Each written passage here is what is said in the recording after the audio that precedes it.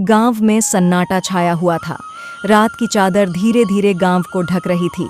हर कोई अपनी अपनी दिनचर्या से थका हारा था, लेकिन गरीबों के घर की स्थिति और भी कठिन थी।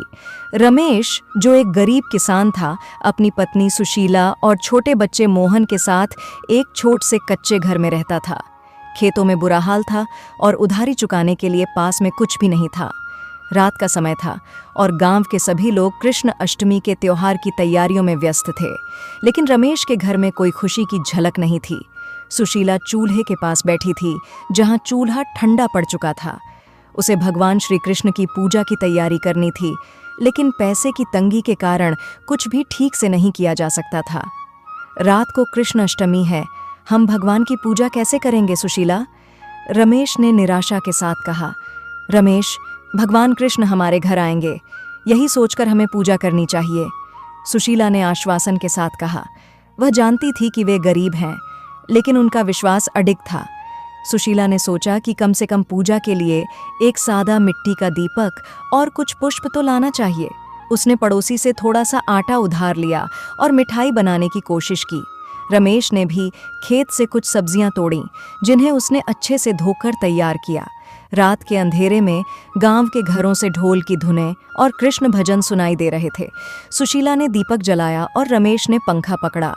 मोहन ने भगवान कृष्ण की मूर्ति को सजाया, जो कि कुम्हार से उधार ली गई थी। घर में बहुत ही साधारण पूजा की तैयारी थी, लेकिन प्रेम और विश्वास की गंध हर कोने में बसी हुई थी। जैसे ही रात गहराई, घर में दिए की रोशनी ने एक अजीब सा आनंद भर दिया।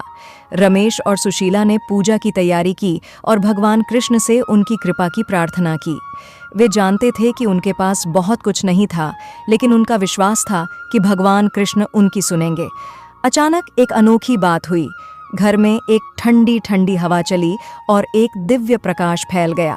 सुशीला और रमेश ने देखा कि भगवान कृष्ण की मूर्ति पर एक चमकदार आभा आ गई है। भगवान कृष्ण की प्रतिमा के साथ साथ घर में एक अद्वितीय खुशी का एहसास होने लगा। मोहन ने अपने पिता से कहा, पापा, देखो, भगवान कृष्ण खुद हमारे घर आए हैं। रमेश और सुशीला ने यह दृश्य देखकर आंखें भर लीं।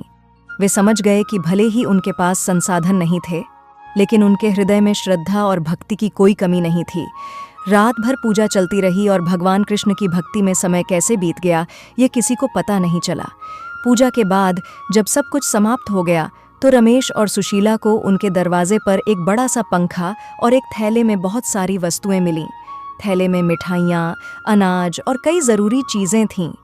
रमेश ने आश्चर्यचकित होकर थैले को खोला और देखा कि उसमें एक चिट्ठी भी थी।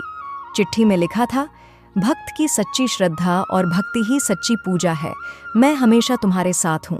रमेश और सुशीला की आंखें आंसुओं से भर गईं। वे समझ गए कि भगवान कृष्ण ने उनकी श्रद्धा और भक्ति की मान्यता दी है और उनकी मदद की है। अगली सुबह गांव के लोग जब रमेश के घर की ओर आए, तो उन्होंने देखा कि घर की स्थिति पूरी तरह से बदल चुकी थी। रमेश और सुशीला ने सबको बताना शुरू किया कि किस तरह भगवान कृष्ण ने उनकी मदद की। गांव वालों ने इस बात को बहुत ही खुशी से स्वीकार किया और सभी ने मिलकर रमेश के घर में एक छोटा सा उत्सव मनाया। रमेश और सुशीला ने भगवान कृष्ण का आभार प्रकट किया और पूरी तरह से सच्ची श्रद्धा और विश्वास के साथ अपने जीवन को नई दिशा देने का संकल्प लिया। कृष्ण अष्टमी की रात जब भगवान कृष्ण ने गरीब के घर कदम रखा, उसने रमेश और सुशीला को यह सिखाया कि सच्ची भक्ति और विश्वास किसी भी कठिनाई को पार कर सकते हैं।